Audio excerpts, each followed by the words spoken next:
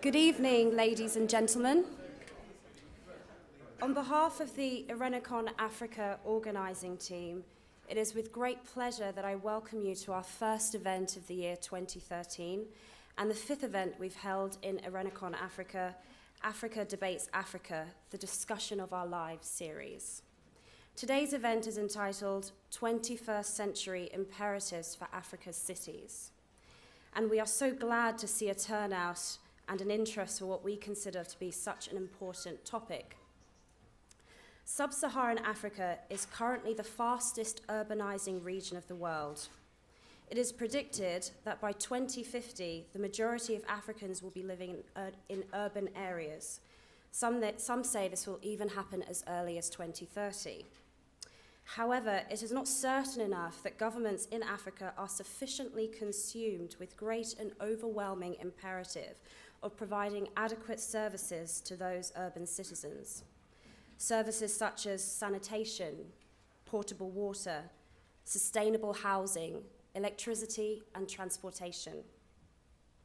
Responsibility for these services have by and large been transferred to subnational authorities without the corresponding transfer of those resources or revenue allocation of which to afford them. Exacerbating this is that, as an accident of democracy, or perhaps a consequence of it, some important cities across Africa, such as Cape Town, Lagos, and Nairobi, are currently in the hands of parties in opposition to that of the national government. Writing in the foreword to an August 2012 report released by the United Nations Food and Agriculture Organization and entitled Growing Greener Cities in Africa, FAO's Assistant Director General for Agriculture and Consumer Protection said, African policymakers need to act now to steer urbanization from its current unsustainable path towards healthy, greener cities that ensure food and nutrition security, decent work and income, and a clean environment for all their citizens. Later on, an FAO news release on the report said that more than half of all urban Africans live in slums, and up to 200 million survive on less than $2 a day. Half of all urban Africans live in slums. I think we can all agree that this is unacceptable and screams the need to formulate an African slum strategy. So are we to rehabilitate these spaces and upgrade the structures around the dwellers? Or are we to transfer their inhabitants whole or in swathes? And after upgrading these spaces, move the inhabitants back? Or are we simply to move the inhabitants away altogether and make out of the appropriated land high-rise apartments for the middle class and the wealthy? Or are we to do nothing? Let us decide which, at least, and know that what happens is a consequence of thought and design, not one of inertia. Today, we are grateful for a group of experts and authoritative minds and voices that we have here today. Kunle Adeyemi has done a lot of work on slums, and in the event that all these issues are not included in his presentation, please do take the opportunity to ask him more about this in the Q&A session, especially concerning his work in Nigeria's Makoko slum. The Economist magazine runs a series every year in which they feature issues and trends they consider to be relevant for the following year. The latest, published just before the holidays, is The World 2013. In it, Jonathan Legard wrote an article on African cities entitled Huddled Masses. In the piece, Jonathan asserts that the solution, or at least one of them, is to have more equitable cities. He will be discussing this and much more today. In her book, Ordinary Cities, Professor Robinson asks for more equitability across the cities of the world and how they are perceived and assessed. We are pleased to welcome Professor Robinson as the first woman to feature on the Irenicon Africa panel. Giles Omezi is one of the fiercest defenders of Lagos.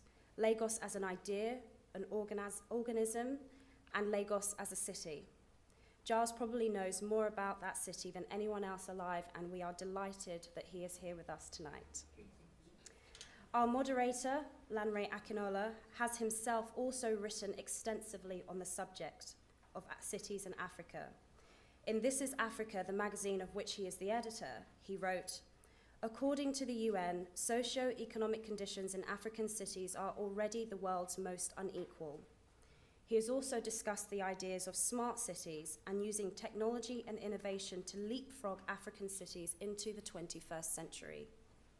More about our panelists are available on the agenda sheets you have and on our website, and we look forward to the discussions here tonight and continuing them in the reception afterwards.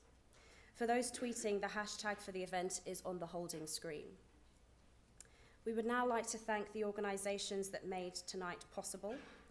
Our sponsors, Shell International, whose support allows us to present these talks, including today's event at no charge to attendees. Please thank Mr. Barnaby Briggs of Shell.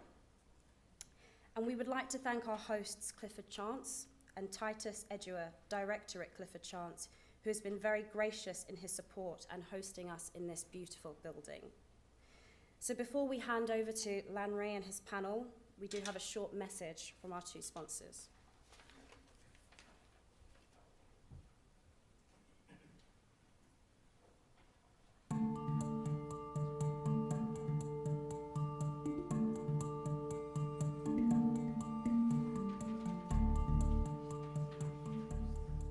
I've started working on trying to understand the role that future cities play in terms of world energy use. And on the other hand, started working on a project to look at how water and food and energy connect together, and realising at a really early stage of that work that actually cities and food, energy and water are massively connected at the heart of this really intricate network of things which are going on. Most of the world's resources are consumed or at least governed by the cities. As the population rises, we're 7 billion people, and by 2050 we anticipate it being over 9 billion, 9.5 billion people. Now we know that 75-80% of the world's population will live in a city somewhere in the world by 2050, and we know that about 2/3 of the infrastructure for those cities is going to be built between now and 2050. We're talking about the equivalent of a new city of 1 million people every week for the next decades. A lot of the decisions that we take now are going to have a major impact on decades to come. What if we could really start to understand what it takes to build truly sustainable cities for the future? What if the way in which that type of development goes from being very incremental, very evolutionary and organic, as has been the case in most parts of the world, to something which is much more rigorously planned, almost off a blueprint for a better city? With the cities that are already in place, one of the big challenges is the amount of energy that gets wasted. And I think that the choices about combined heat and power generation and around public mass transport and around vehicle efficiency will have a big impact on the future global energy demand. We understand demand will rise. We understand that current supplies, as we know them, as we see them, will struggle to keep pace with that demand as it grows. And we know that the environmental stresses have to be tackled. The question is, how quickly we can do that. These are real big societal context questions, and it's global. And you cannot isolate yourself in a country anymore from that global context. The technology is not so cutting edge that we don't know how to solve these things technically. The issue is how you bring all of those things together in one place and make them work together as different types of organisations with different skills and specialisms and interests, whether in energy or communication or transportation or water or waste. And how do you get the effective collaboration between commercial organisations and policy makers and decision makers to actually achieve what seems like a tall order, but I think if done properly would be really, really exciting. Cities could be a real saviour of a problem that we're facing in terms of the amount of resources that we're using and the impact that those resources have.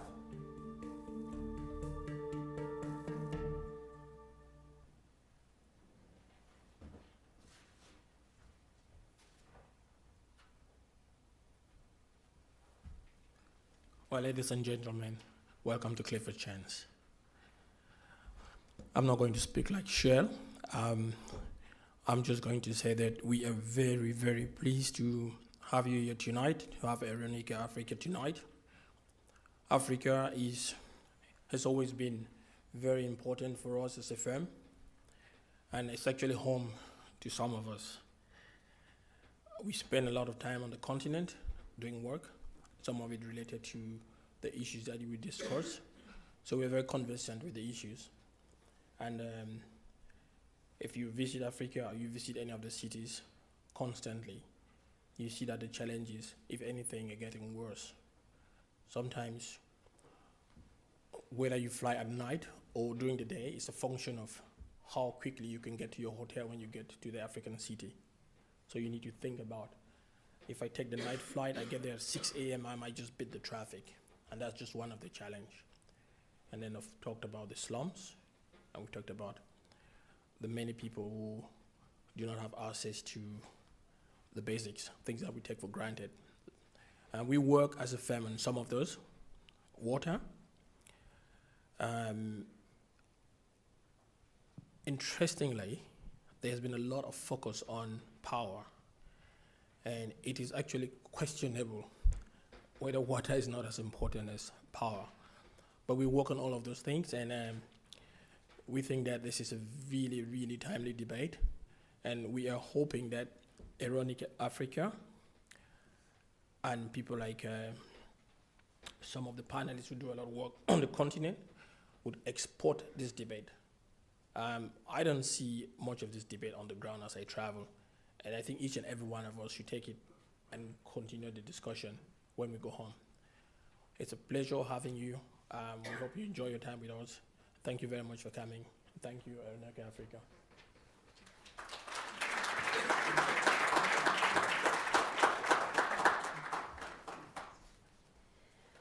I'm now going to hand over to Lanray and his panel. So I just ask that we all give a warm welcome to him as he approaches. Thank you.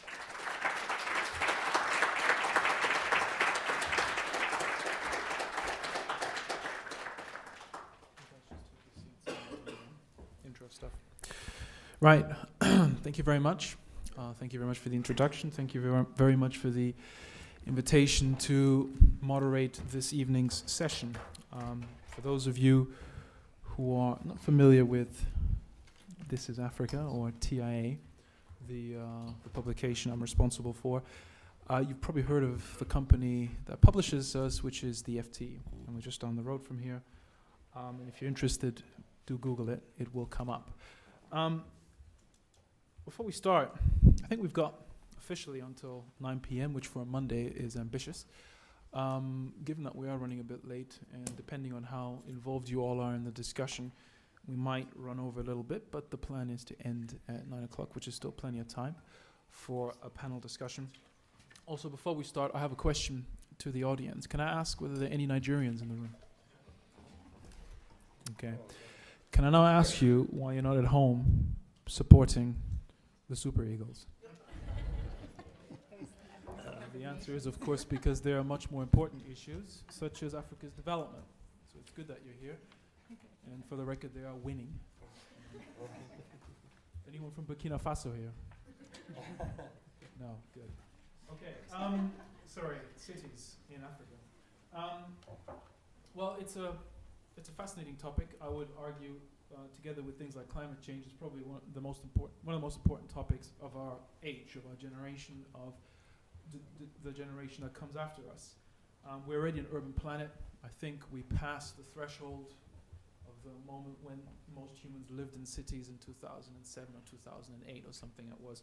And the estimates are now that it's going to be anything between 70 to 80% of all humans who will be living in cities by 2050. So we are already an urban species. We will very much become an urban species. Cities define our lives, they define our societies, but they also represent some of our biggest challenges. We've already heard some of the numbers. Cities contribute the vast majority of greenhouse gas emissions to overall global emissions. They are at the same time potentially part of the problem and part of the solution. The good thing is that we're living in an age in which, while we are confronted with quite a lot of uncertainty and upheaval and change, which is always scary, is also an age of unprecedented opportunity to fundamentally rethink and reinvent institutions and things that for a long time we've taken for granted. One of those, I would suggest, is the city. What the city is, what it means to live in a city, how a city talks to itself, how it talks to the people who live in it, how, believe it or not, people who live in it communicate with the city. If you frequent Heathrow Airport, as I have the misfortune of doing, you will undoubtedly have come across the HSBC ads about the world in the future. And one of the things they have there is that in the future we will plant cities. So there's a kind of debates that we're having around urbanization, from smart cities to prefab cities that you can just roll out at a rate of, well, whatever is required, and so on and so forth. Now, in Africa, the figure was mentioned earlier that half of all Africans live in slums. I believe that figure is something like 72 to 75%, which is quite scary. If you live in a city like Lagos, and I'm glad we've got a defender of Lagos here because it sure as hell needs them, I would suggest that figure is probably even higher. I grew up in Lagos. Certainly, unless you live in VI or Ikoyi, I'm sure a lot of you will know where those places are. You're not in Lagos, as far as if those are the places you visit, you haven't seen Lagos, as far as I'm concerned, and I hope Giles will agree with me on that point. The real Lagos is that ocean of slums that surrounds VI and Ikoyi. Anyway, the format of discussion is going to be fairly straightforward. We're going to have individual presentations to get things started. After that, I am keen to get you, the audience, as involved as possible. I'd like this to be as discursive as possible. This is about exchanging ideas, discussing ideas in a civilized and well-mannered fashion, of course. We'll have 10-minute presentations from each of our panelists, and then after that, we'll go straight into a discussion. I mean, there's a whole bunch of questions that could be asked. I'll maybe just take a poll to see how many people are interested in getting involved, and we'll just take it from there. The more we discuss, the better, as far as I'm concerned. And on that note, I'm going to hand over to our first presenter. I've been informed that the presentations are happening in the order that they are up there. Is that correct? I'm waiting for a nod of approval. Yeah? Okay, great. So we've got Kunle going first for his presentation. Thank you.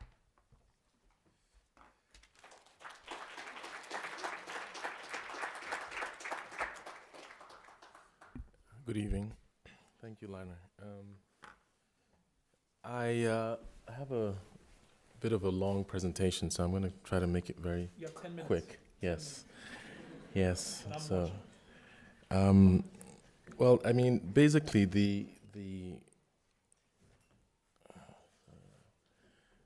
21st century imperatives of African cities are not very different from many developing cities. And the issues are very prevalent. I mean, we have the issues of security, governance, power, shelter. Sorry, my thing is off here. Is that what's going on there? IT? We've got some Technical problems, yeah. Yeah. Okay, it's working. It's going to be back on in a second. Okay. Anyway, so well. My presentation is focused on one of the projects that my office is working on, and the project addresses a number of issues that are facing African cities in sort of a holistic, with a holistic approach. And of course, we've been talking about the issues of urbanization. Climate change has become very predominant in even African cities, and we are now seeing day-to-day realities of flooding happening. This is Lagos in July 2011, and it's an occurrence that is now becoming widespread in different parts of Nigeria and also African cities. This is Accra also in 2011, flooding conditions. And it's not a new thing. It's actually been discussed by different organizations for several years, and they have been sort of forewarning about these kinds of impacts of climate change. And tonight I'm going to show you this little seed, I call it. It's a building. It's not quite a building. It's just a bit of an idea, a catalyst, perhaps you can call it. And the idea for this catalyst is that it addresses the issues of climate change, energy, waste, water, food, housing, and hopefully in one sort of holistic approach, an incremental approach, we're addressing the issue of urbanization. It's the building is conceived around ideas of building indigenously, using local materials, basically economical solutions, etc. I'll go back to it in detail, but the basis for this project is that we have also noticed that although Africa is the least responsible for climate change, it's actually the most affected by it, and you would see that large areas of the continent, where you see the dark areas, within the high and extreme high risk zones. So what is happening is that in the future, you know, there's going to be a lot more impact. There'll be drought in the middle sections and intercoastal migrations to the coastal areas, and potentially a lot of flooding around the periphery. Okay, so we began a research. We launched a research called the African Water Cities Project, where we started looking at different parameters for the different regions in Africa: GDP growth, urbanized areas, population growth, net migration, and we sort of analyzed all of these into a ranking where we identified what we call the top 20 African cities that need to be focused for the issues of climate change and urbanization. So the project is situated around thinking about rapid urbanization in coastal African cities and climate change. And the solution we're looking at is that we need to sort of develop ideas for adaptation of these coastal African cities. And we're seeing these problems not only in Africa, but all over the world, as you've seen. So a year and a half ago, I visited a community in Lagos, which most people that have been in Lagos have been passing by. The community is called Makoko. Makoko is described as a slum. It is a slum by sort of UN definitions. It's got no. It's essentially a community with over 100,000 people. It's estimated, but it's a fishing and sewing industry. It's got no real infrastructure. It's just very, very informal, and it's grown from a very small settlement of a fishing village into a large community. This is sort of a close-up of how Makoko looks, and this is how people move around Makoko. If you want to move from one house to another, you have to get on a boat. Everything happens in this really very simple way of life. Makoko, for me, represents a notion of maximum urbanization with minimum means, and a source of inspiration for how we can potentially develop more economical cities or sustainable cities in the face of climate change. I would like to go into detail, but Larry is going to kill me if I go over the time, so I'll just keep going very quickly over these slides. Challenges, of course, are with every slum and with most African cities, as we know: housing, sanitation, utilities. You know, these you can go on. And Makoko exemplifies exactly what we have as a problem in many African cities. At the same time, I do not see just the problems in Makoko. I actually see opportunities. You know, Makoko has a rich urban environment and industry. It's got transportation. It's got ways of producing, doing agriculture. It's got a very active social environment. Shopping, that's the way people shop around. So that woman you saw in the first image, that was really a store, a floating market there. Recreation, adventure, services. The physical environment is very rich. They've sort of learned how to build with very little materials. And aesthetically, I think Makoko is a fantastic place. It's got, the quality of space and light and water makes it a fabulous haven for photography. And there's not just it's not just about what Makoko is. There's also a lot of intelligence. So what seems to be very random here, actually, when we sort of did some analysis, we realized, well, they're a little spread out like that because of circulation, because boats you have to move. So the layout is sort of in that fashion. Hello. Okay. And interestingly enough, most of the buildings are in the right orientation, sort of east-west, the shorter directions in there, and you'd find out that they're sort of spread out like that, and what seems to be a very chaotic space. I just missed a slide. Where is it? All right. Well, I missed the slide here, but basically, what seems to be an organic, chaotic settlement is actually quite organized, self-organized over many generations of trial and error. So very quickly, the project that we're working in is a school. I was asked to build a school there. I was just, they said, well, they need help, and I said, all right, I'm going to do it. I'm going to help you out with this school.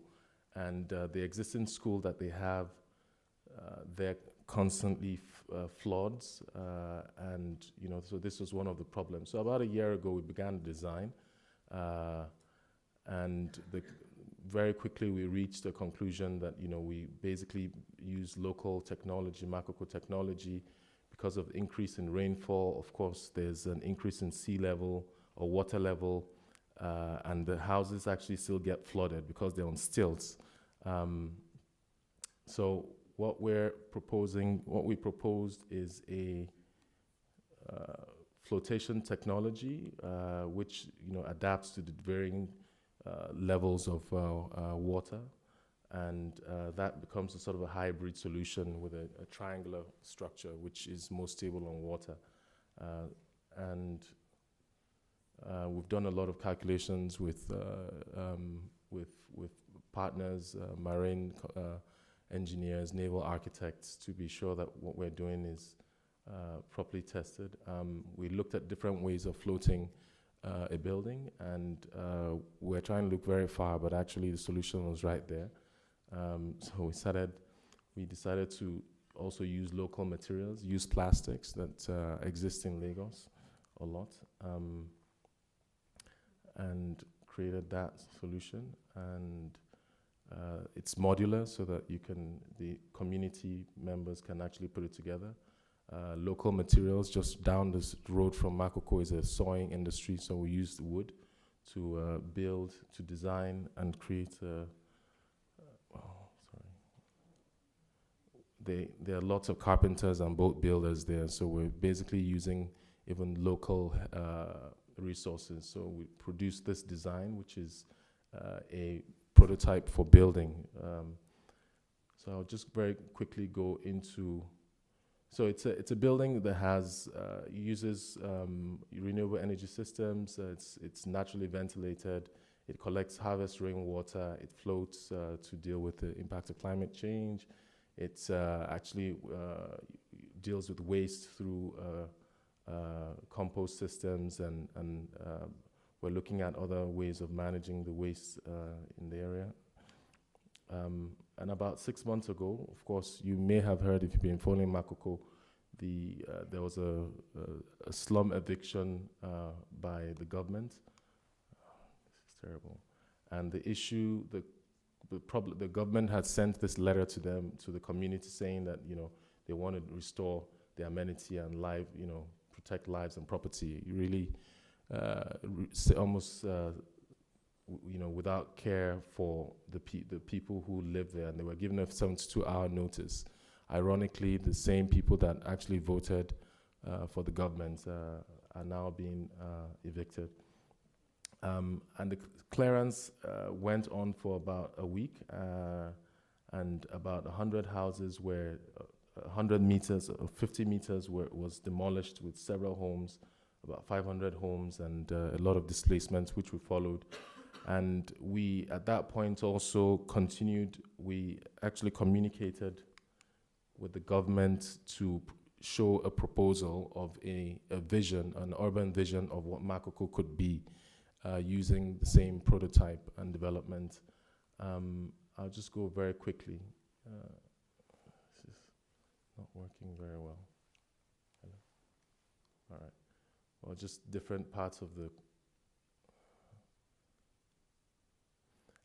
and that basically, you know, that Makoko is not very different from Venice. I mean, Venice actually started, you know, the first settlers of Venice called Nkola Lakune, which actually means slum dwellers, lagoon dwellers. So several hundred years ago, I feel Makoko was not, Venice wasn't very different from Makoko as a place. Well, 3 months ago, we began with a small prototype of a platform, and very quickly the platform became something that the community was using, and we sort of launched it, the first 100 square meter real estate on water, and today this is as far as we've gone on the project development. It's become a bit of a community space. These are our happy workers, all community. We had a Christmas party with 150 people on board. You can see it from the Third Mainland Bridge if you're sort of going. It's a bit of a landmark for the city, for the community now. And, it's almost purely out of the same material, wood, and, friends from everywhere. And hopefully sometime in the future, we're hoping we can use this as a prototype to develop, where is this? A home, a church, a media center, multiply it, create new communities. And hopefully, this will be a vision for developing coastal African cities. We're now getting some traction with the Lagos State government. The project is fully funded by the United Nations Development Program. We have partners and from all over the world, and we would invite anyone who's interested to also participate and join us. Thank you.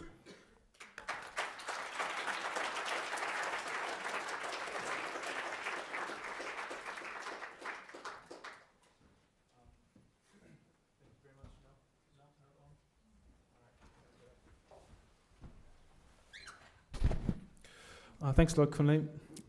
The infamous Makoko. If you haven't seen that documentary series, Welcome to Lagos, was it Welcome to Lagos? Yeah, I highly recommend watching it.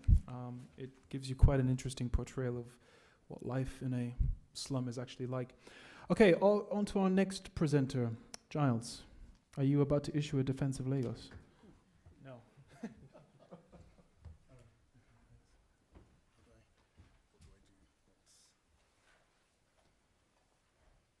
Okay, good evening, everyone.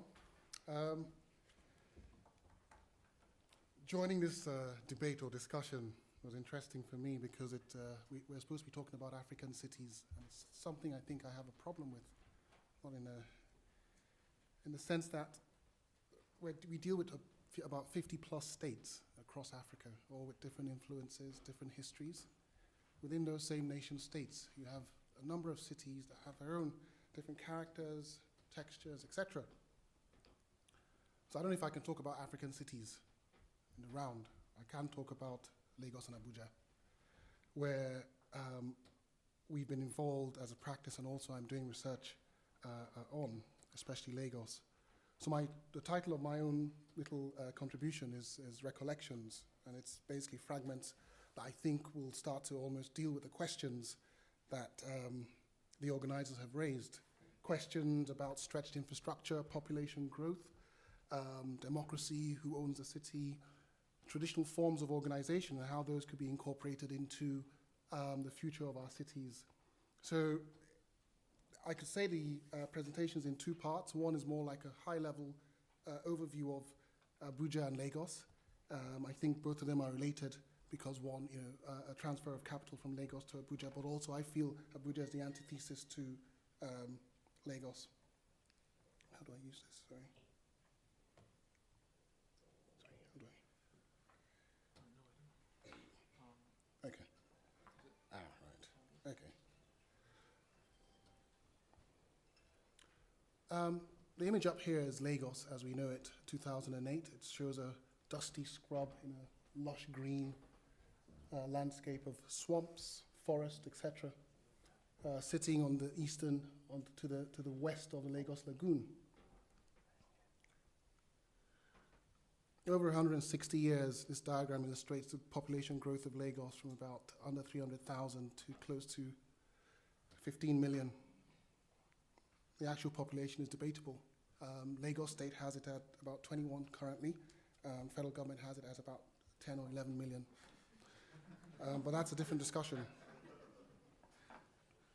Abuja, federal capital of Nigeria. Image shows planned city, 1979. Lovely diagram. Built city, 2009. More or less, literal diagram. Population growth, 115,000, 1987 to 2011, over a million. Abuja is listed as one of the fastest growing cities in the world at the moment.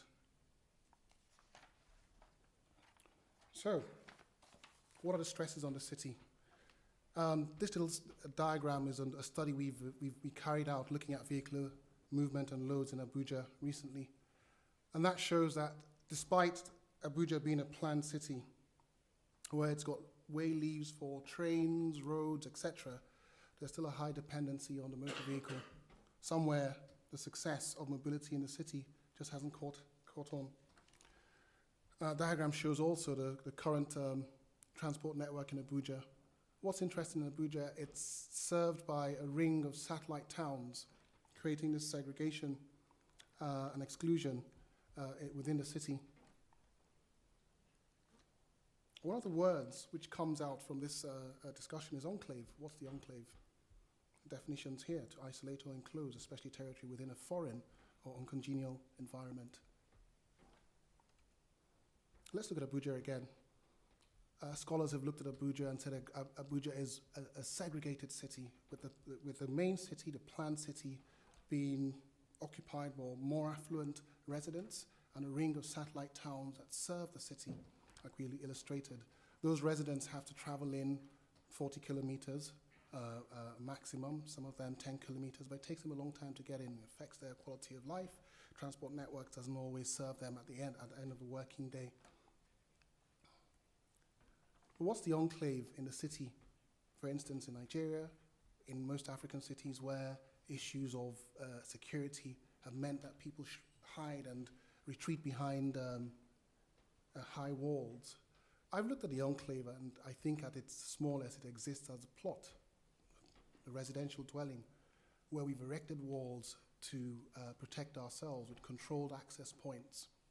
But when you scale up within the city, it starts to feed out into estates, and it finds its most advanced manifestation in the free zones. An example I show is a project where we're involved in Abuja, a technology village. And you can see the controlled access points. And what the enclave does, it allows you to do a number of things: provide infrastructure, secure yourself, create an environment, a bubble almost, by which you can exist. It sort of hints at a failure of the state to actually provide the openness within cities that we think cities should provide. Well, if we look at the scale, for instance, the plot typically holds 5 people. Within these sort of proposed developments, you find districts of populations upwards of 140,000. And we see this manifest, for instance, in new plans for the eastern corridor of Lagos, where towards the eastern end of the Lekki Peninsula, we have another free zone, which dwarfs the previous one I've just shown. We're looking at 20,000 plus hectares of, privatized space with controlled access, etc. Is this a problem? I think we have to be very honest. I think our governments that have to run our cities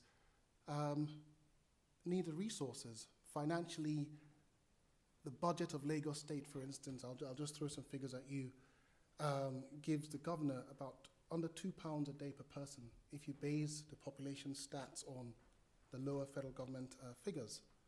The Mayor of London has at his disposal £15 billion, which means he can spend just over £2,000 per person to deliver services. So you can see that it's not just about a lack of will or knowledge, it's about the real resources that the government has to hand. So I'll talk through a number of projects that we've been doing in Lagos, recently working with infrastructure. We found ourselves somehow working in urban infrastructure in trying to intervene in the city. And the major projects we're working on are in lighting the city. Of course, you know, every city at night needs to be secure. Artificial lighting at night provides us with a degree of security or perception of that security. The Lagos State Electricity Board, an agency which has been in existence since the 80s, has been revived and have been given a remit to relight the city. So let's look at Lagos. Lagos has about 16,000 kilometers of road. We have to relight that. We have to provide new infrastructure. And this is doing this in an environment where there's a massive power deficit. Lagos State calculates that it requires 10,000 megawatts of power, of which 2,000 is supplied. So there's a big deficit there. How do we light the streets? The first thing we had to do was understand what public lighting did in Lagos State. So we actually put in new definitions. One of the problems we found was there seemed to have been a loss of institutional memory from the 60s and the 70s, where the state was very vigorous in planning and looking and projecting forward 20, 30 years. I think that era where you had that institutional memory somehow disintegrated in the 90s during the SAP era. But we're faced with an agency that didn't have strong guidelines to actually govern the rollout of such an extensive program. So our remit was to actually produce a set of guidelines and policy. In parallel, we're asked to look at a market in North Lagos. And as Lanre was saying, this isn't Victoria Island, this isn't pretty Lagos, it's, you know, North Lagos, tough Lagos. But in our studies of Lagos, one of the things that we found is an interesting typology, which is the coexistence of markets and road infrastructure. I think the most famous being Oshodi interchange, where railway, road, etc., combine to form a market. And it's also replicated across the island as well, and other parts of Lagos. Not every single junction, but there's a particular relationship there. Iyana-Paja, which is along Lagos-Abeokuta Expressway, was chosen as a site, one of the sites which we had to intervene in. And we're supposed to upgrade the lighting. Of course, we looked at it and thought, okay, fine, you know, what's Iyana-Paja about? Iyana-Paja is actually a gateway, a major entry point by anyone who's coming along certain routes into Lagos. It's actually a major transport hub, which has somehow appropriated a clover leaf along an expressway, which leads you off a major north-south exit from the city into the districts of Alimosho, Ejibo, Ikotun, etc. And we walked the streets, and we got into the market and tried to understand how the market ran and how these two pieces of city systems interrelated.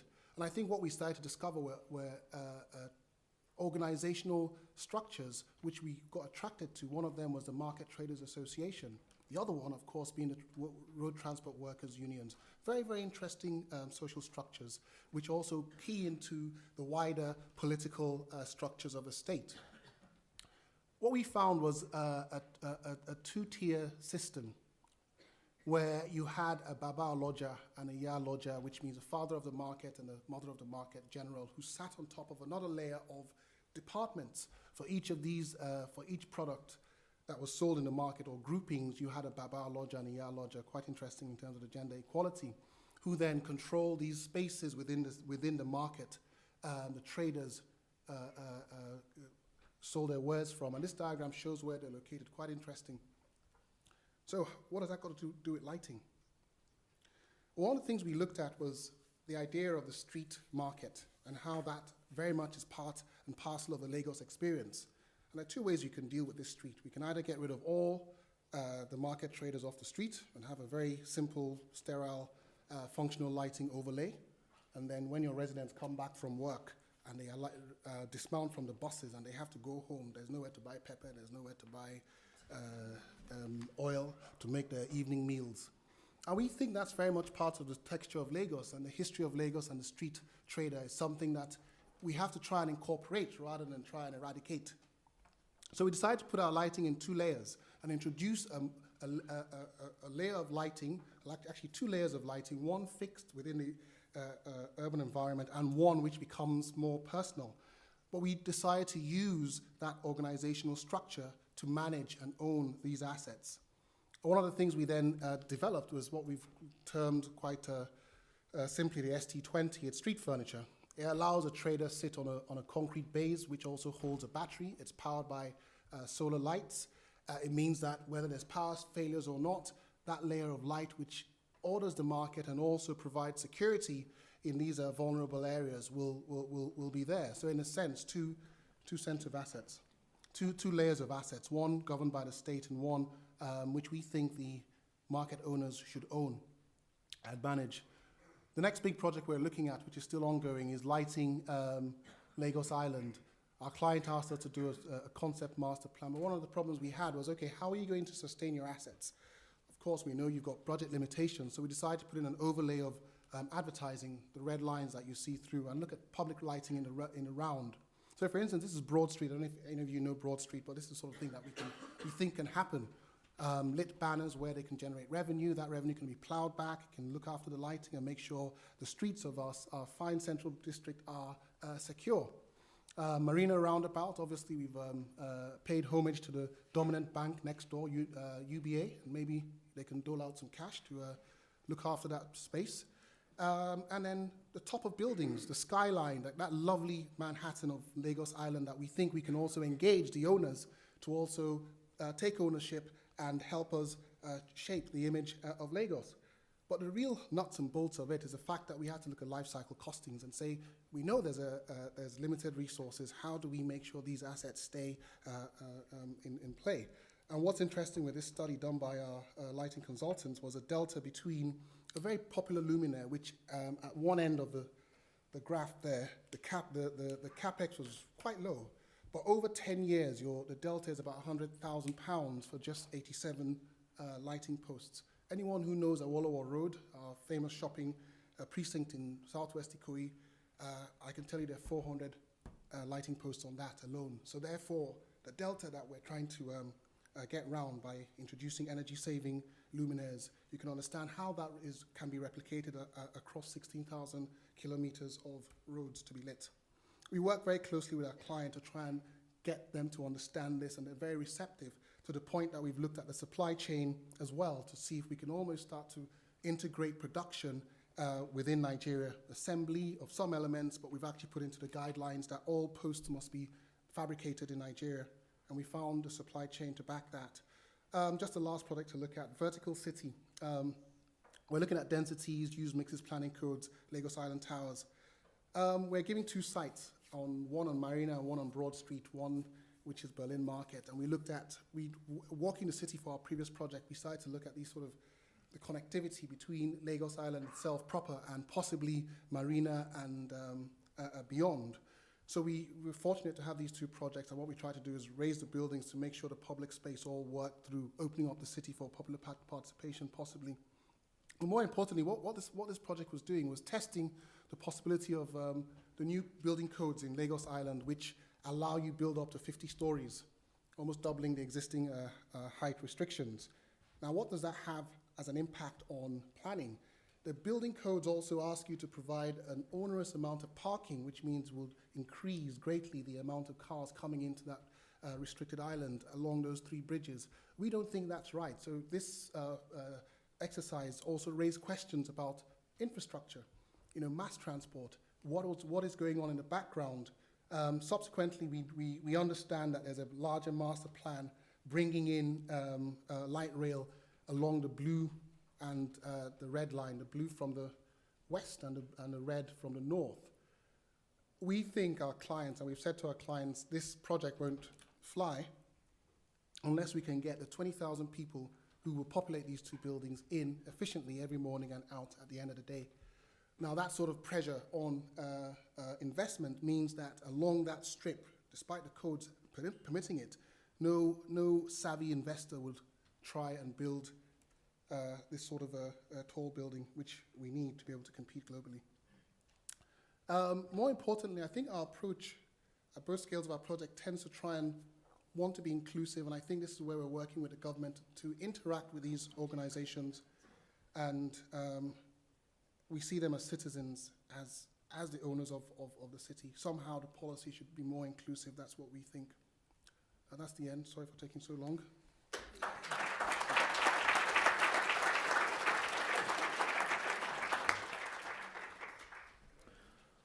Thank you very much, Giles. It's very interesting stuff.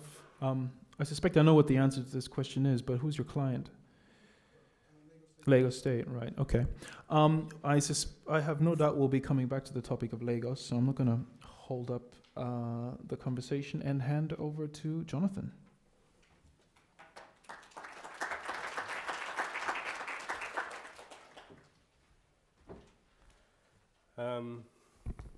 Thank you.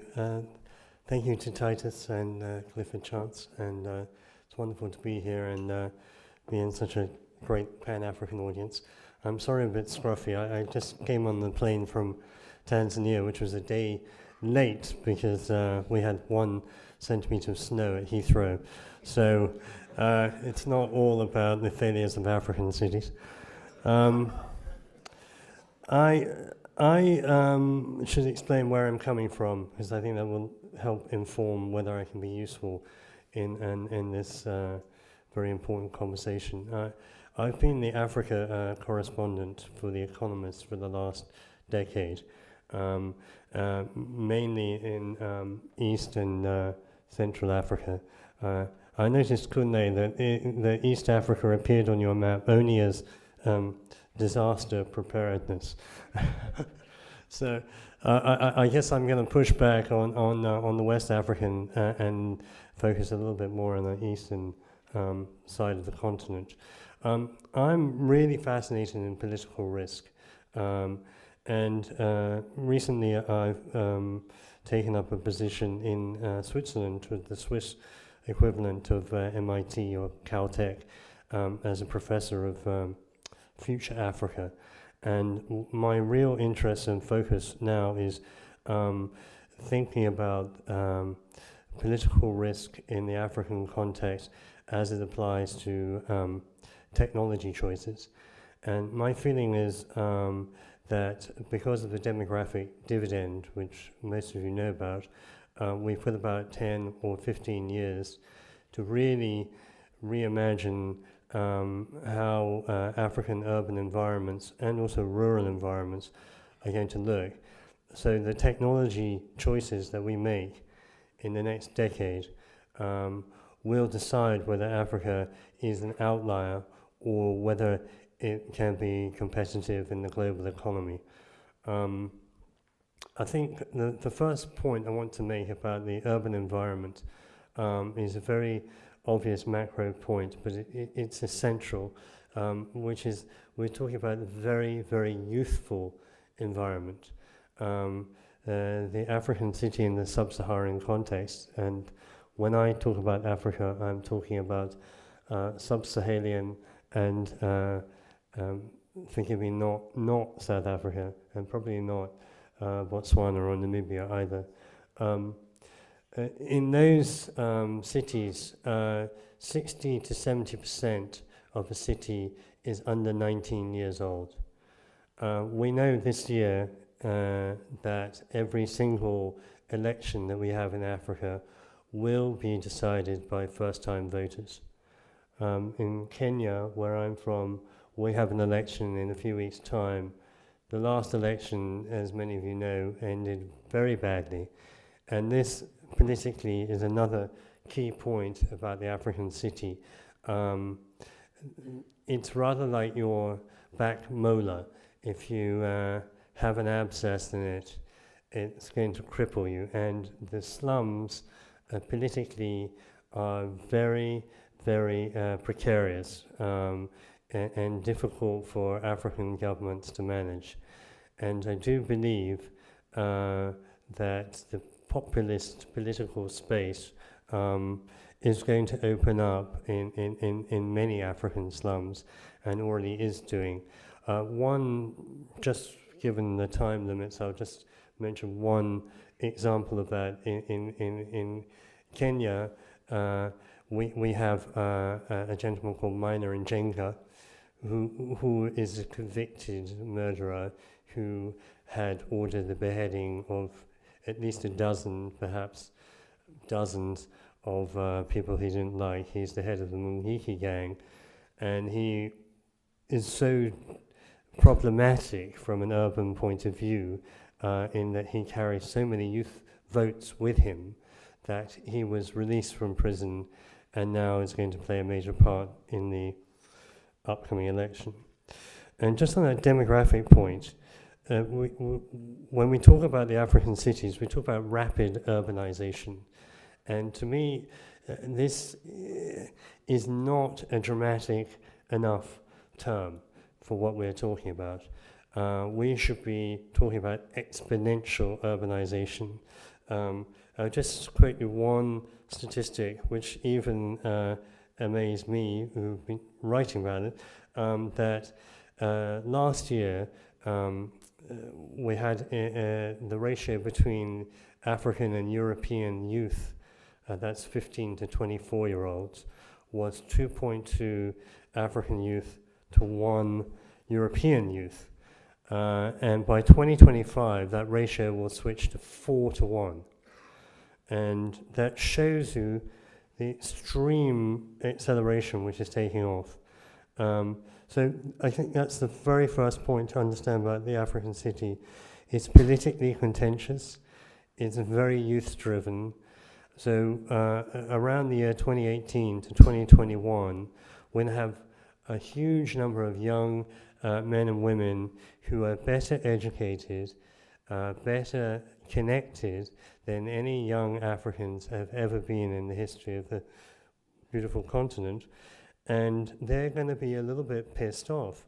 And so when we plan the cities, it's imperative to really bear that in mind. Just very quickly on climate change, to follow on from Kunle's presentation, just a very quick point. Climate change is going to have a very radical effect on the African urban fabric, in the sense of rising food prices, which is going to squeeze out very, very poor people in the slums. It's not that food will not be produced, though in some countries like Sudan we can predict a 20 to 27% fall in staple crops. The main point is that the price point rises, and as the price point rises, so the hunger rises and the political risk rises as well. I've just come back from Tanzania, as I said, and I was, I'll just point it out. I was right here, a little town called Mtwara. My interest is really in the cities that Africa is going to have in the next decade. Mtwara is a town of 136,000 people.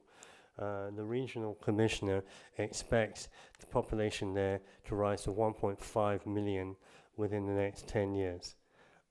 Offshore of Mtwara has been discovered about $20 billion of gas.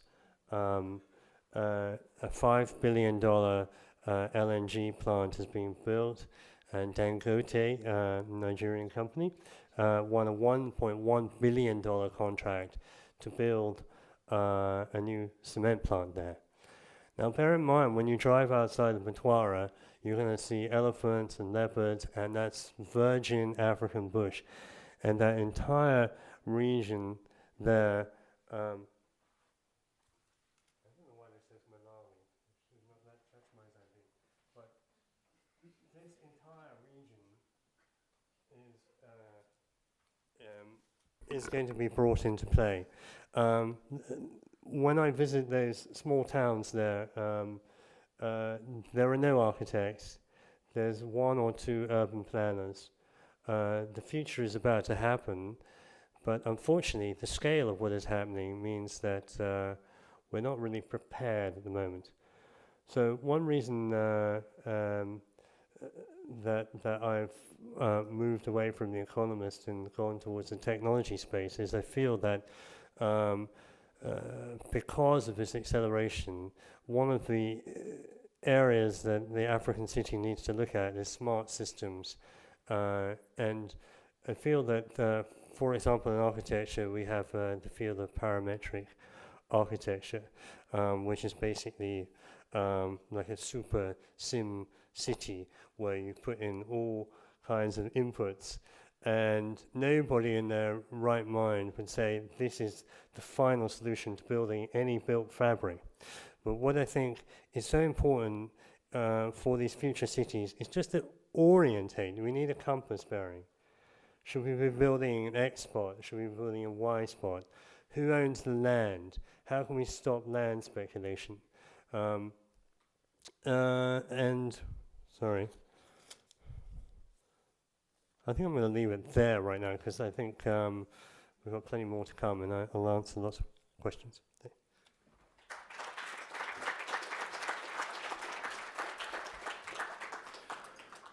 Great, thanks, Jonathan. Drawing attention to the all-important issue of the social dynamics of cities. And if you follow the statistics on Africa, as I do, things like youth unemployment and food prices in particular make for some fairly terrifying scenarios if you think them through.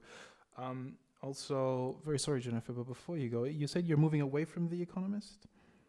Well, I'll be the correspondent at large, but I'll just... Right, okay.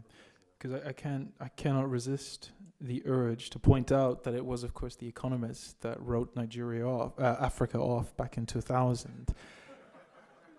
It tried to atone. It's really original. We also wrote Africa Rising. 11 years later. Anyway, Jennifer, over to you.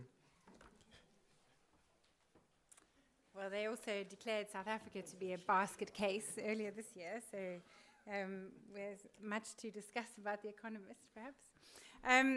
So I'm coming, I guess, from a slightly different perspective, bringing some thoughts from some of the academic debates about cities. And the point that I would want to bring to the discussion is that how we think about cities in Africa needs to be very connected up to the wider world of cities, the wider processes of urbanization. And we need to resist very much promoting, I would suggest, a stereotyped or very exotic view of cities in Africa. The phrase that I like to use is that these are all ordinary cities, whether it's London or Lusaka, Lagos, whatever. So if we start off with some of the framings of the debate today have been very much around what we could call the urban age hypothesis, the idea that now we're heading in towards an era, demographic transition moment, the urban transition, when most people around the planet, and rather later than much of the planet, but at some stage in Africa as well, most people will be living in cities. Some caution is apparent in the academic debates about this. On the one hand, we need to think about what kinds of cities, so not just in very big cities. I think 25% of people will be living in very small cities, 100,000, 400,000, something like that. And most importantly, I think there's a need to be very cautious in relation to the data that is drawn on, and especially in the African context. Population censuses are not that frequent in many places. The criteria for projections of population are often based on European historical experiences. So we can't necessarily always believe the vast hype around some of these trends, and especially since determining the population of cities depends upon how you demarcate those territories. And if we're having a lot of informal peri-urban growth, some of these demarcation issues are problematic. States have interests in whether they record people as urban or not. We know the urban is highly contentious as a political focus. So there's many, many reasons to need to just step back a little bit and think perhaps on a specific case-by-case basis about where urbanization is going and what kind of challenge that presents for different countries. And if you're interested in this kind of demographic question, I could recommend the work of Debbie Potts, Dr. Debbie Potts at King's College, London, who's really done a lot of careful work with available census data and various triangulation of data to think about how, in fact, African urban populations rise and fall in terms of the rates of urbanization in very rational ways, depending on availability of economic opportunities, and that it's hard to make these kind of broad generalizations. So what in the academic literature, as well as raising some questions about this data, there's also a lot of debate about how we imagine the process of urbanization and what this debate about levels of urbanization in different regions, countries, or continents signifies. So here we see the sort of territorial imagination about urban populations. This is from a report in 1969 from the UN population report. And it represents different levels of urbanization according to regions. And in a sense, this is suggesting that our imagination of what urbanization is like can be quite territorially bounded. So we might think at a national level, we define urbanization as intensely a concern of the nation, and instead of thinking perhaps about urbanization as something that is globalizing, cities are widely connected. The things that are going on in cities in Africa are being shaped by connections all over the world. So as we come to approach cities in Africa, I think we have to really place them in the wider context of cities everywhere. So here we see the kinds of iconic cities of the 21st century, Kuala Lumpur, Dubai. We see London sort of copying these cities, Shenzhen in China, which grew from 94,000 people in 1980 to 14 million in 2008. So if this is the future of the border of Mozambique and Tanzania, this is an alarming kind of future. So cities around the world then are being made in relation to one another. And in terms of cities in Africa, there's really quite often a mismatch between the wider theorizations and imaginations of the urban and what is going on in contexts like Africa. Even the very strongly emergent contexts like China feature in very limited ways in much of the core stories that are told in the scholarly literature anyway about cities. So here we see some colleagues from Cape Town, the African Center for Cities, doing some fantastic work trying to build a scholarship about cities in Africa, suggesting that we really need to produce our theories embedded in the experiences of southern cities. But this brings with it some dangers, and the danger, especially in terms of Africa, is because there's been such an exoticization of what Africa means in all sorts of negative ways. A dark continent, so many dreadful things going on there, and we hear some of the real significant challenges. But this can lead to rather one-sided imaginations. So very often we might focus on some of the iconic images of the informality, the slowness. Here, the waiting for a bus image, sort of sculpture from Dilum Prizulike, South African pronunciation of a Nigerian name, apologies. So this kind of imagination of how we think about cities. And to some extent, this is very important. And in theoretical terms, these kinds of observations about cities that are made through provisionality, through experimentation, through getting by, the kind of ephemeral nature of what makes a city is really heightened in some contexts which we might be familiar with in some African cities. So we see one of the key writers on Kinshasa, Philippe de Buc from Leuven in Belgium. He suggests we learn things like the city exists beyond its architecture.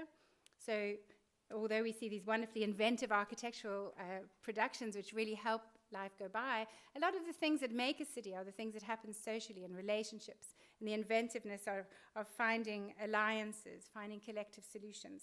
And this is the tone of the work of Malik Simone, who writes some fantastic stories about African cities, and he suggests to us that if we want to know where African cities are going, we should follow the people. We should trace where they're going. And I suppose the diasporic nature of this meeting is at least one indication of needing to think about cities as produced through the journeys that people and ideas and so on make around the world. So he follows people from various cities like Douala to Jakarta, Shenzhen, Paris, London, to try and see how it is that cities are being made in this highly globalized, complex way in which people are needing to make up ways to get by.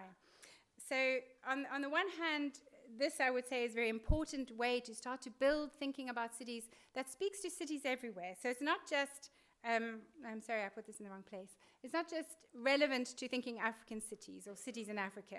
A lot of the stories about informality, provisionality, complexities of governing very large cities, they speak to other urban contexts. And around the world, various scholars of the city are picking up stories. For example, here we see a study of casual day laborers, a person working in Chicago, in the US, thinking about how restructuring there leads to the casualization of labor, and finding resources for thinking about that in stories about African cities. So intellectually, these cities are being inserted into wider thinking. But we do need to be very careful to make sure that we don't place cities in Africa within this storyline of being zones of disaster needing intervention in various ways, which is a bit the urban age, and the policy talk to try and attract attention, attract investment, attract solutions. From a scholarly perspective, one tends to want to be a little more measured about that, so try and move a little bit beyond that, and also beyond the sort of heroic stories that come out a little bit from the informality, a sort of resilient potential energy of ordinary cities in Africa. So from a Johannesburg perspective, which is my particular context, we find some writers like Achille Mbembe, who's in fact West African, I think, and Sarah Nuttall, talking about the need to be very alert to the way in which cities are embedded in multiple elsewheres. They're not connected up only, for example, through informal trading networks. They're not shaped only perhaps by colonial hegemons, but they're multiplicity of different kinds of worlds, shaping and influencing, creating very diverse urban contexts. So in Johannesburg, we have a sort of little Addis, a strong Ethiopian presence in trading in downtown Joburg. We have the highly modernist buildings from a sort of 1930s to 60s era of construction in a US-European idiom. We have high apartheid modernism, that tower represents that. And we have a very diverse range of people arriving in Johannesburg from all over the continent to involve themselves in trade and in entrepreneurship and production of the city. So we have to be very alert, not only to the kinds of bottom-up interventions and creative work that we've heard a little bit about here, but also we need to be alert to some of the very powerful and big discourses and agents acting through African cities. So at the top here we see a report from the consultancy group Monitor, who try to swerve our attention away from some of the more humanitarian concerns, which the bottom group, the Habitat, UNCHS, want us to think about, the way to address developmental needs, poverty, infrastructure, many of the kinds of issues that we've been talking about, want to swerve to a much more focused investment in economic growth and to not waste our money on these humanitarian concerns. So very competing visions for what might go to make up a city, and they would lead to very different outcomes. How can we perhaps start to have some imaginations which allow us to hold these different kinds of agendas together? What sort of response would one make to the kinds of scenarios of infrastructure investment needs, which are really opportunities for massive speculative gain on the part of people able to propose to supply them?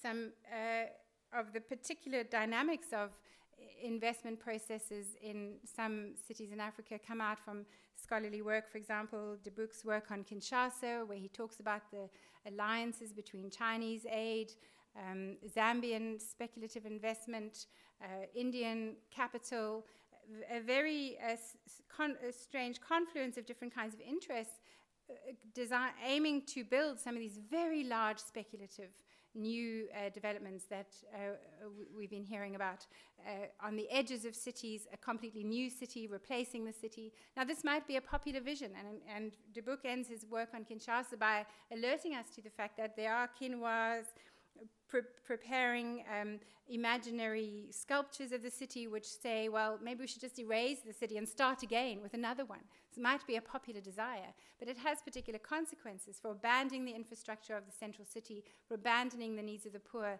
and providing an environment for profitable investment, but also an environment suitable for sort of middle class and very wealthy investors. So these are model cities, for example, that are very common across Asia. So this is a line of connection to the construction of African cities, indicating that they're very much a part of the world of cities in terms of how they're being conceived and produced.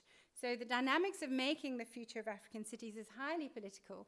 And in Johannesburg, we see a whole confluence of different kinds of interests in economic growth, a link to needing to resource the World Cup, and at the same time having, for example, the skyline at the top there, focusing on Hillbrow, which is really a very African suburb of the city, a very diverse, dynamic place. So somehow across this great diversity of people, things, ideas, possibilities, connections that come together in cities, futures will be made. And they will be made really in the tough politics of making decisions about what that will be.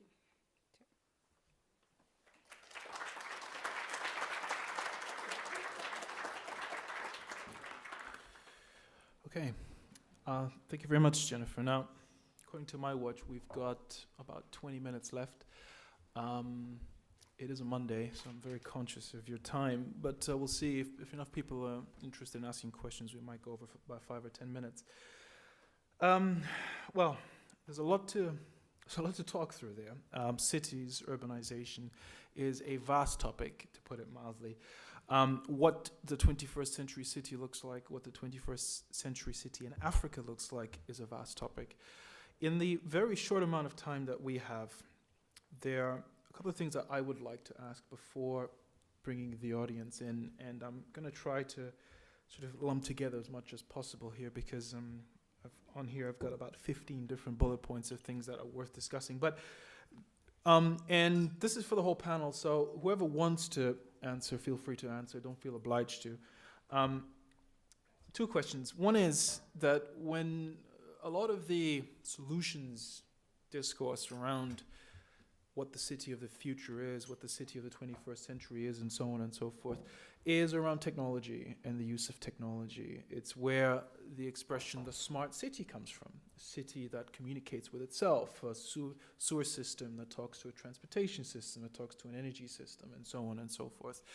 Now, if you go onto the websites of companies like IBM and Siemens, who are investing a lot of money into positioning themselves as solution providers when it comes to urbanization, and you go into their websites, it's fairly futuristic stuff.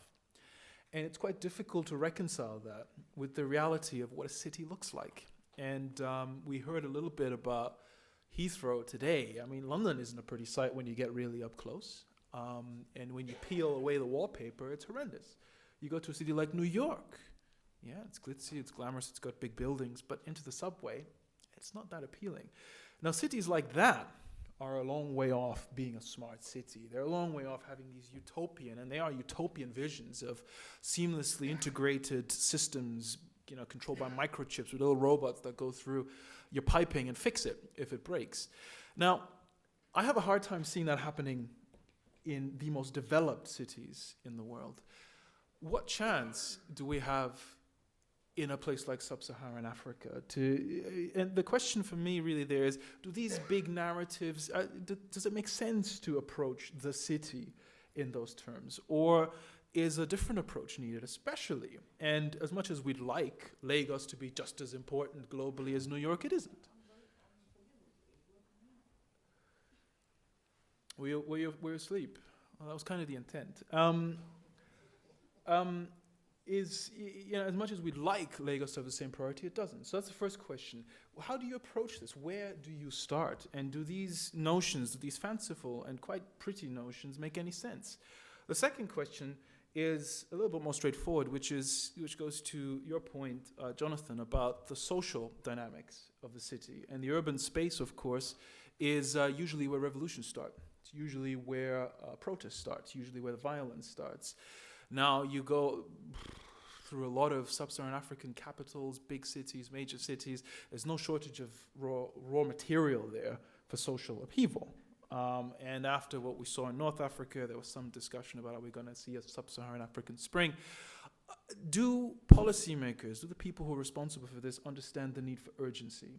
It's nice to talk about the world in 2050. It's nice to talk about the point at which most Africans will live in cities. But of course, the question is, what kind of cities are they going to live in? Are they going to live in the kind of cities that are going to increase the likelihood of revolutions, of political violence, of social violence? Or do people understand that some fairly bold steps need to be taken here in order to address these issues? Those are the two questions I have. After that, we'll go to the audience. 5 to 10 minutes, please. Anybody who'd like to pick up on this. And do keep it very brief because we are running out of time. Who would like to start? Yeah, Jonathan. Just on the first point, I think there's a misapprehension here. One shouldn't be thinking about smart cities in any kind of Brasilia kind of way.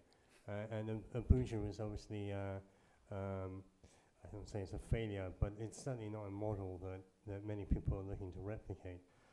What we can talk about is smart systems and complexity thinking.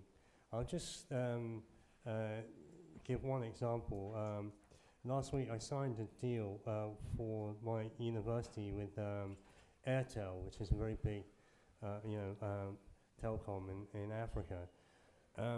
Basically, with really sophisticated mathematics and physics, it's possible to run algorithms which can tell you a lot of information which otherwise you wouldn't already have got.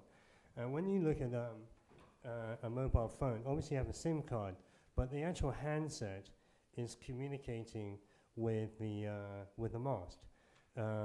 So basically what Airtel has and what other telecoms have is tens of millions of African handsets moving around every day. We know by tracking those handsets, we don't know who the people are and we don't want to know, but we know what time a slum wakes up in the morning. We know where it goes. We know where the intensity of the marketplace is.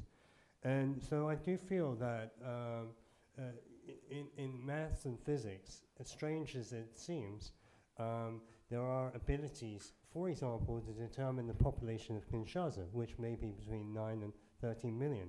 We don't know, you know. So I think that the application of more brains to more complex systems is very cheap and very profitable. Right, great. Charles, yeah, smart systems. I think I like that phrase.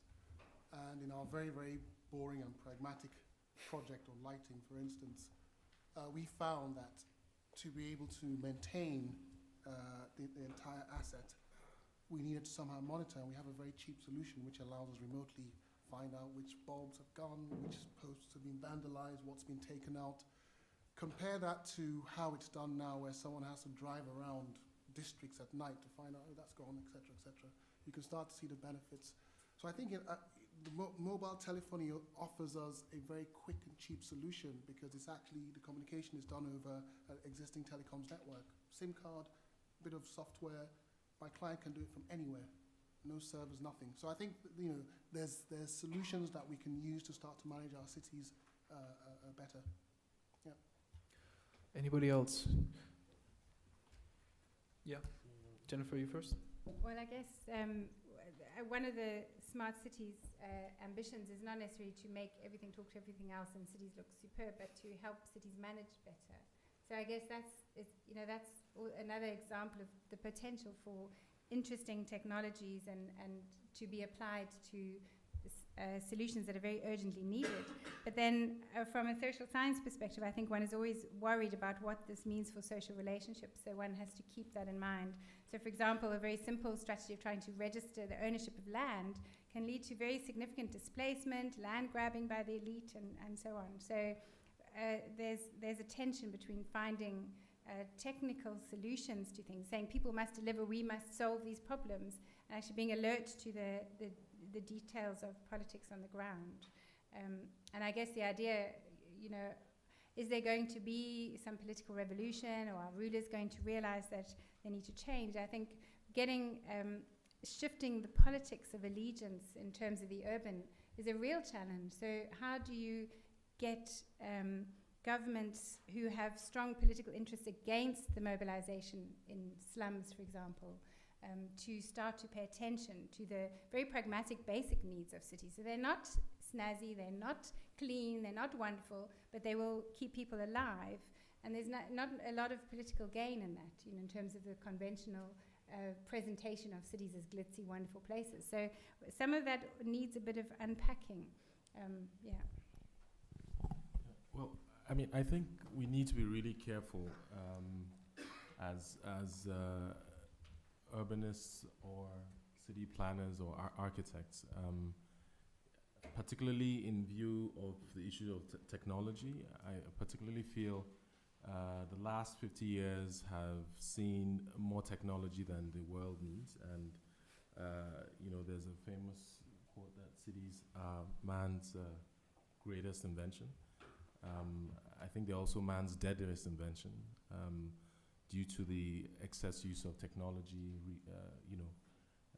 I think a large part of the crisis that we've experienced in the western part of the world is as a result of abuse of technology, abuse of the ability to just focus on what is required. I mean, we've had a great run. We've done things that are fantastic. We've invented all kinds of things. My view about technology in cities today is that we really should focus on what's required. Relevant technologies, and it doesn't really have to be advanced technology as we know it. It's just about, technology, the right orientation of a building. Nobody talks about that anymore in architecture. It's such a shame. That is technology, So very basic, simple ideas. We should go, I think the future cities are actually probably going to be more primitive cities in a strange way. Interesting. Right. Any questions, comments? Remember, there is a drink waiting for you afterwards. Okay, there's a few hands. We'll start, gentleman down here. We'll take a whole round and then just bounce them off the panel. Gentleman down here on the left. We'll take some from the left. One or two from the middle. Do introduce yourself. My name is Dadai Maraube. I'm a chemist. I'm also an environmentalist. I actually wanted to pose questions relating to water and energy in terms of the infrastructure of that, because I think they're very, very closely related. But I've been pushed to talk about this love affair that we seem to have with technology. Technology comes, it can do lots of things. And it looks very simple when you deal with small-scale systems like that market area that you spoke about, or even the water city. But when you actually scale that up, the problems associated with technology magnifies, and all sorts of problems come into play. And to develop it for huge cities containing 20 million people is not as easy as we seem to be actually saying it is. So how do you build scale then? Is that the question? Yeah, how do you build scale? Right. Oh gosh, I'm sorry, I've lost my train of thought for a minute. That would be my fault. How do you build scale and iron out the problems? Yeah. And that there's been numerous attempts around the world, even in London, I don't mean London, even in Britain, when they attempted to build technology, for example, into the National Health Service. Yeah. And tremendous problems. I think it's running something like 15 years late. Is that the technology itself or the implementation thereof? No, it's both. Okay, we're going to have to cut it down there. But the point is, how do you build scale? It's nice applying technology to certain instances. Yeah, just one more sentence. Yeah. And while we're waiting these 25, 30 years Yeah. for the technology to deal with that, Yeah. revolutions are occurring almost everywhere because young people are growing up, they're getting educated, Yeah. and nothing is happening. Yeah. And so, so how do you deal with that? Okay, right. So we've got a point about how you build scale. Okay, we'll take lady over there, yeah, middle. Apologize to anyone who doesn't get a word in. Okay, thank you. My name is Fola Shade, and I just want to follow on that very point that he said and Yeah. what you, Larry, had alluded to. And my question is posed to Kunle. You said UNDP fully funded the Makoko project.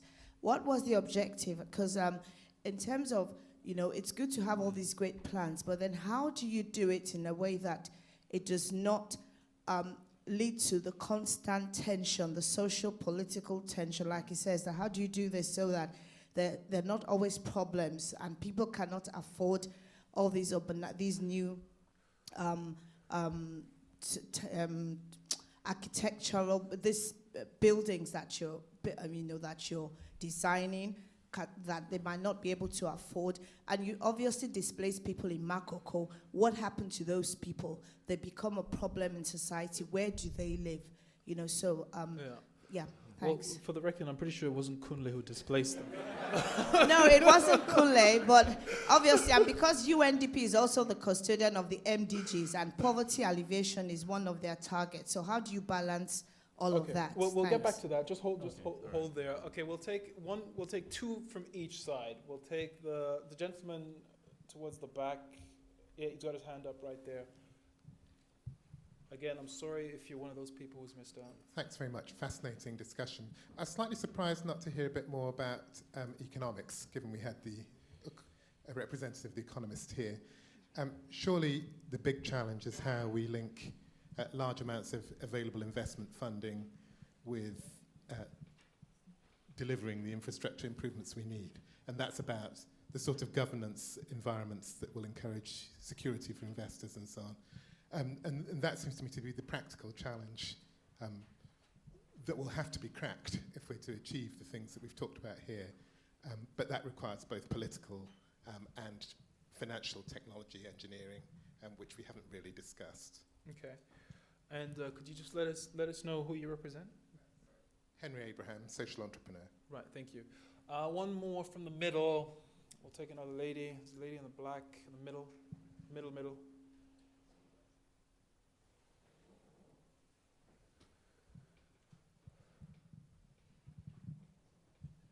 Thanks.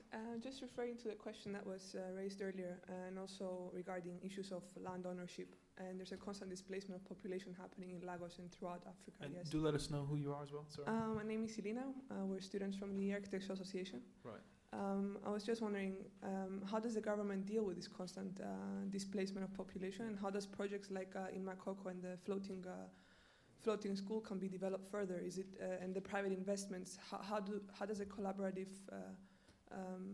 efficiency, I guess. How could you achieve that? Yeah. As there was a bit of overlap, I'm going to take one more from the middle. And how do you challenge how do you avoid the government to plan on top? Yeah, I mean, that was very similar. Lady at the back. Yeah, back row, second and yeah. Sorry. It's my eyesight. Promise. My name's Ola Shilanke. Well, you're a very handsome man in that case. Better. No, my name's Ola Shilanke, and another guy is actually, I do a lot of work for a couple of housing associations here. And one of the things that I haven't heard through all the talk here about urbanization and strategies of development is about how you're going to manage the housing in Africa, in Nigeria, anywhere in Africa. I mean, this is very important actually to have people on the ground who know how to manage housing, know how to manage their residents, their tenants, and their social fabric. Okay, great. Thank you very much. Two from this side of the room. There's a lady towards the back. And then a gentleman at the front will take those two. Those will be the last two. Hi, my name is Mary and I study economics at the LSE. My question is directed at Kunle. You noted the need for right technology. I just wanted you to elaborate a little bit on what you meant by that, because obviously it's a fairly subjective statement. Okay, great. Thank you very much. And last question, gentleman on the second row.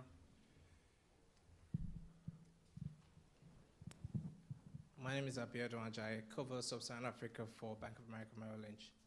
Just wanted to make a quick point. Kunle, you said something about technology. Unfortunately, I mean, it is utopian in terms of what you're saying, that technology moving. Man, naturally, is an insatiable being, and we're going to continue to push the envelope. So unfortunately, that is going to happen. I guess my quick point is, with the way Africa is, there is a need, there is a social cultural presence in everything that we do. We're very communal and all of that stuff. There is a need for us to start thinking about sustainable cities, and that is what I'm thinking about. How do we preserve what is, and how do we ensure that the new developments coming, the residents or the members of the city have a sense of ownership to continue to carry that forward? That is what is missing in most African societies and the places that I've been into. Okay. So basically, how do you build London and not Beijing or Shanghai? Right. So, Kunle, you had a couple of questions directed towards you, so maybe we'll just start with those. One was on what are the right technologies? Yeah, the other on maybe I should start with the lady's question about Makoko and your redemption of my not being involved in demolition. Well, I mean, the story is a little different from the way I presented it, just for brevity. But essentially, the idea for the project is that it started out as a personal social responsibility, put it that way. I went there, I saw it, I loved it, I saw the problems, and I also saw the opportunities in Makoko. And I said, well, I'm going to try to learn from Makoko, and all of what you've seen there it's not just what we've done, it's actually solutions from Makoko, from the people, from the community, and they are very keen on improving the community for themselves. So that's a step. The prototype is a solution that was developed with the community.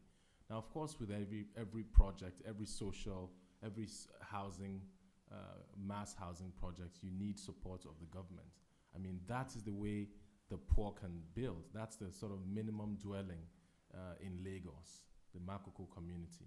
And they build that way because there's no land, prices are very expensive, and also culturally and socially they are sort of situated along, they live on the water. So now the UNDP decided to fund the project much later after we started, after I had been sort of personally funding it myself and with collaborators supporting. And the interest of the UNDP is that they're looking at Africa adaptation project. So there's a program for adaptation of African cities, and it just happened that this project fell right within it.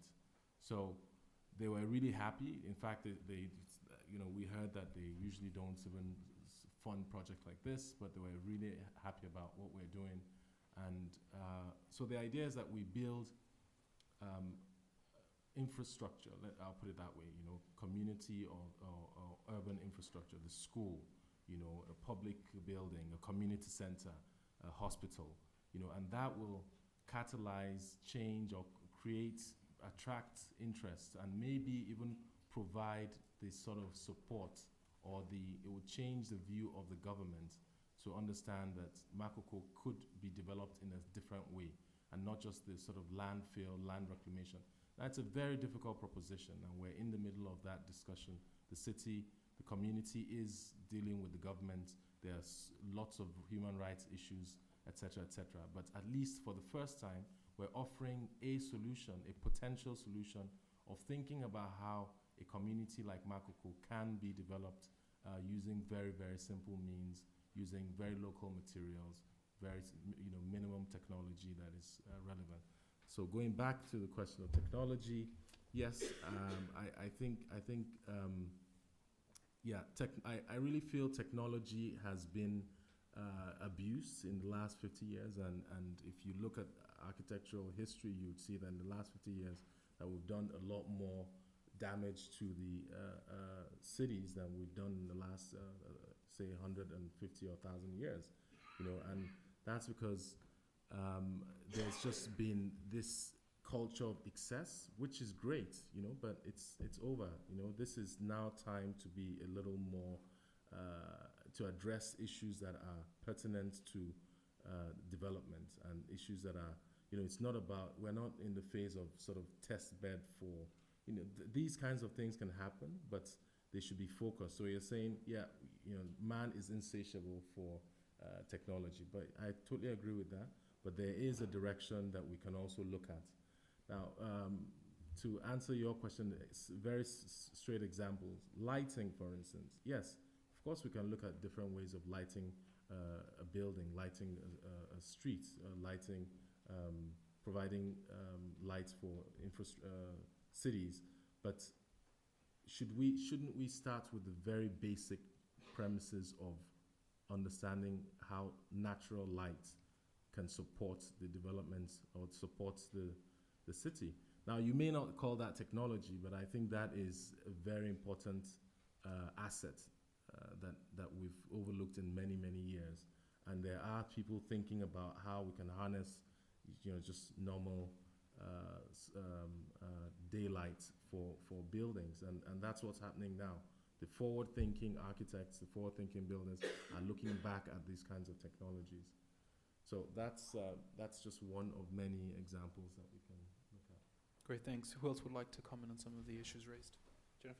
Well, I just had a comment on the economics question, which I could link to the housing association question, I guess, in the sense of, you phrased the question in terms of how can one create an environment and security for investment in the infrastructure that's needed. But if we think about the stories about the infrastructure that's needed that we've been hearing here, it's about sanitation, water, basic electricity needs, and there's long stories of very complicated experiences with big international investment in this kind of infrastructure. So it's really hard circle, to square the circle. And we see this in this country as well. Providing housing is not something that's easily done for the very poor in a way that recovers a sufficient profit. I mean, this is a Victorian story. People are being mass displaced across the city because of the cost, the value of land and the cost to councils of maintaining housing estates. So this is a very intense story. So it's one area where there's a real need for some inventive thinking to how can there be private sector investment in these very basic infrastructures for very poor people, which is what is needed. Not the kind of speculative investments in large new cities outside of town, but solving these survival questions. So some of the dynamics around prepay electricity meters, for example, have been very controversial in social circles, but they start to provide a way to deliver basic services to the very poor. But we also need to be thinking about sources that are not private sector investment, that states need to do this kind of thing. And in the South African context, we've seen the state do a lot of investment in these kinds of things. In a place like Nigeria, or to see very comfortable investment by states in urban requirements. But these are, major political questions as well. So. Great, thank you, Jennifer. Yeah, I just want to follow on from Jenny's comments, and that goes to the chap who spoke about the economics, infrastructure, investment, etc. I think one of the things we came up with is how do we deliver public lighting in a city where there's a notorious shortage of power, and where the reform process has been drawn out since 2005 without delivering any benefits. The shortfall in power in Lagos alone has knock-on effects in insecurity, etc. So our solutions sort of anticipate that drawn-out process and are not dependent on big investment. That the project I showed you on the market is funded by DFID. And the brief was, okay, how do we uplift the quality of life, improve their economic activities, but also deliver security? So our solution is very simple. It means that we can produce in Nigeria, we can import very limited components, and we're not dependent on a big network. So even if the functional lighting which you're accustomed to fails, that node of trading is still secure. So that's one way of dealing with it. The big governance issues you talk about is not for us at this moment to deal with. Let us start to put in solutions, slight inflections I see. And that's why we try and engage with what the community is doing, whether it's a social organization, etc. So they own the assets, they can manage it, and somehow it's more sustainable long term. Thanks. Thank you very much. Charles? Jonathan? On the economics question, I mean, it's a really great question. I think, you look at the African Development Bank in 2012, they are saying that just to stand still with the demographic growth that we have in Africa requires an investment in infrastructure of 93 billion, of which about 65 billion will go into cities. Now, the fact is that, with all the mobilization, we're talking about 47 billion was spent on infrastructure projects in Africa last year. And even with the best will in the world, we're going to, with the great Nigerian banks and so on, we're going to push it up to maybe 55, 60 billion. So we've got a $30 billion shortfall every year with this massive population growth coming. So just, although I'm kind of half in agreement with Kunle, I absolutely feel that the African future city will both be smarter than a European city, but also hopefully more natural. I think Africa's competitive advantage in the future is its social cohesion, the fact that it's